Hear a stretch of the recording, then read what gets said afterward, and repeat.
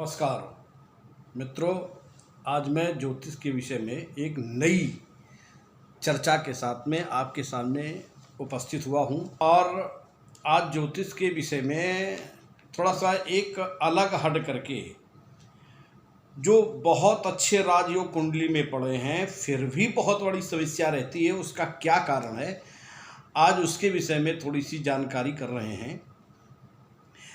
आपको मेरा वीडियो अगर अच्छा लगे तो कृपया इसको सब्सक्राइब करिएगा, इसको लाइक करिएगा, शेयर करिएगा। और बाकी आप जितने हमारी वीडियो बनते रहेंगे आप तक पहुंचते रहेंगे और नई नई जानकारी के साथ में मैं आपके सामने आता रहूँगा। आज मैं चर्चा करता हूँ बंधन योग। व्यक्ति को जेल जाना पड़े, किसी के अधिकार में रहना पड़ जाए, बहुत परेशानी का सामना करना पड़े, ये आदि जितनी भी समस्याएं हैं वो बंधन योग से आती हैं। आज मैं इसी बंधन योग के विषय में आपको बताऊंगा। देखिए, कुंडली में कितने अच्छे अच्छे राजयोग पड़े हों। राजयोग का मतलब होता है धन, मान, सम्मान, ऐश्वर्य, विजय, लाभ आदि। ये सारी चीज़ें बहुतायत मात्रा में हों उसे राजयोग कहते हैं। और ये बंधन योग उस राजयोग में बहुत बड़ी समस्या लेकर के आता है। सुख तो बहुत है, लेकिन बंधन योग का मतलब है कि आप माइंडली बहुत डिस्टर्ब रहेंगे, शारीरिक आपको बहुत परेशानी रहेगी। पैसा तो बहुत है, मान सम्मान है, लेकिन ये समस्याएं आपके सामने आएंगी। ये बंधन योग में होता है। अब देखो बंधन योग कैसे होता है, जरा इसको आप यहाँ से देखिए। ये आप चार्ट देख रहे हैं, ये लग्न है। यद्यपि मैं इसको यहाँ से दिखाता हूँ, लेकिन बोलने में जब मैं इधर से बोलता हूँ तो उधर उल्टा दिखाई देता है। तो आप लोग स्वयं इसको समझ लें अपने विचार से कि किधर सीधा पड़ेगा। वैसे इधर से सीधा है, लेकिन जब मैं बता रहा हूँ उस हिसाब से उल्टा दिखाई दे रहा है। अब यहाँ पर ये जो लग्न है, लग्न के दूसरे और 12वें स्थान में पापी ग्रह बैठे हों। अब जरा पापी ग्रहों के विषय में विचार कर लो जरा। हमारे वारामिहिर जी ने तो 7 ही ग्रह माने हैं, राहु केतु को उन्होंने छाया ग्रह माना है। लेकिन हमारे जो जैमिन महात्मन हैं उन्होंने 9 ग्रह माने हैं, उसमें राहु केतु को भी माना हुआ है। पापी ग्रह में सूर्य, मंगल और शनि, 3 ये पापी ग्रह कहे गए हैं, और चौथा राहु भी पापी ग्रह है। केतु के विषय में कहा गया है कि ये राहु से सर्वथा उलट होने के कारण ये शुभ माना जाता है। तो मैं यहाँ पर केतु की चर्चा नहीं कर रहा, मैं 4 ग्रह की बात करता हूँ, शनि, मंगल, सूर्य और राहु। इन 4 ग्रहों में से ही बंधन योग बनता है। कैसे है जरा इसको आप देखिएगा। ये लग्न है, लग्न से दूसरे और 12वें स्थान में पापी ग्रह पड़े हों और वो भी समान संख्या में हो। मतलब समझ लीजिए, अगर यहाँ पर अकेला मंगल है तो इधर अकेला शनि ही हो। अगर ये शनि यहाँ 2 हैं और ये 1 ग्रह है तो ये बंधन योग नहीं होगा। बंधन योग का मतलब ये है कि शनि, मंगल, सूर्य और राहु में 4 में से कोई 1 ग्रह इधर पड़ा हो, 1 ग्रह इधर पड़ा हो, तो ये बंधन योग होता है। इसे पाप कर्तरी योग भी कहते हैं। ये बड़े बड़े राजयोगों को भी नष्ट करता है। दूसरी बात, ऐसा व्यक्ति बहुत उन्नति करता है, उन्नति करने में प्रयत्न करता है, बड़ी कोशिशें करता है, लेकिन उसकी उन्नति में लगातार रुकावटें आती हैं और अननेसेसरी बाधाएं आती हैं। तमाम प्रकार की ऐसी नई नई समस्याएं उस व्यक्ति के सामने आती हैं, जो व्यक्ति हताश और निराश हो जाता है। इसको शुभ फल की कैंची कहा गया है। ये बहुत ही अशुभ योग होता है। ऐसा व्यक्ति बंधन में बंधता है, परेशानी से गुजरता है। अब जरा देखिए कहाँ कहाँ के ग्रहों के बैठने से बंधन योग होता है। एक तो आप देखिए दूसरा स्थान, 12वां स्थान। फिर अगला देखिए, ये लग्न का तृतीय स्थान और लग्न का 11वां स्थान। यहाँ पर सूर्य, मंगल, शनि, राहु में से कोई एक ग्रह पड़ा हो, तीसरे स्थान में, 11वें स्थान में।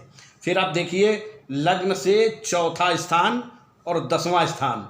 यहाँ चौथे स्थान और 10वें स्थान में कोई समान पापी ग्रह पड़े हों, कोई सूर्य, मंगल, शनि, राहु में यहाँ हो और इनमें से कोई यहाँ हो।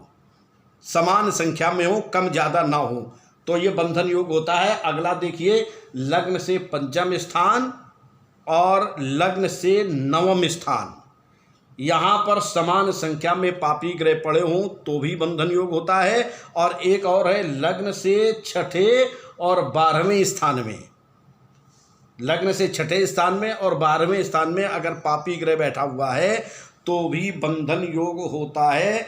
लेकिन इस बंधन योग में इतना जरूर फिर मैं कहूँगा, ये बहुत ध्यान रखने की बात है कि समान अंक हो, ज़्यादा कम ज़्यादा ना हो।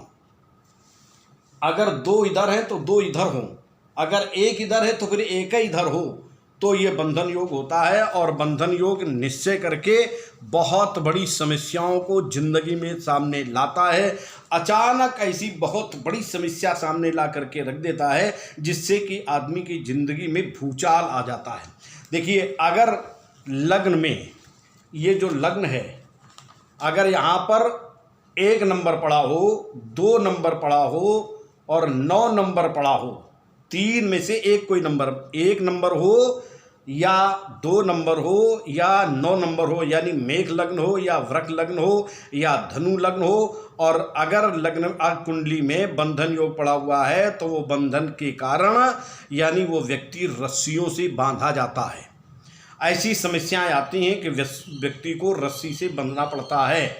और दूसरा देखिए, अगर यहाँ पर 3 नंबर, लग्न में 3 नंबर हो, 6 नंबर हो, 7 नंबर हो और 11 नंबर हो, यानी मिथुन लग्न हो, कन्या लग्न हो, तुला लग्न हो और कुंभ लग्न हो, तो व्यक्ति वेणी आदि हथकड़ी वेणियाँ, उससे व्यक्ति जकड़ा जाता है और उस व्यक्ति को वो कष्ट सहन करना पड़ता है।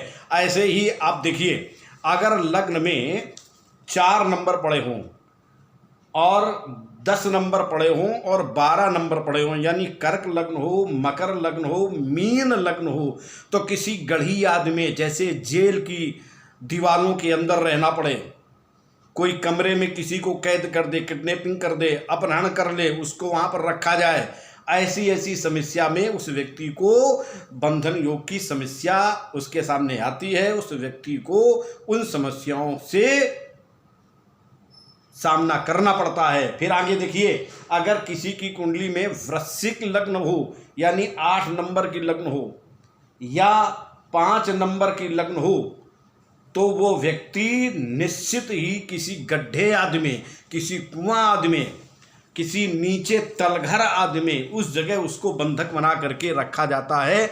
और ये समस्याएं उस व्यक्ति के जीवन में अवश्य ही आती हैं।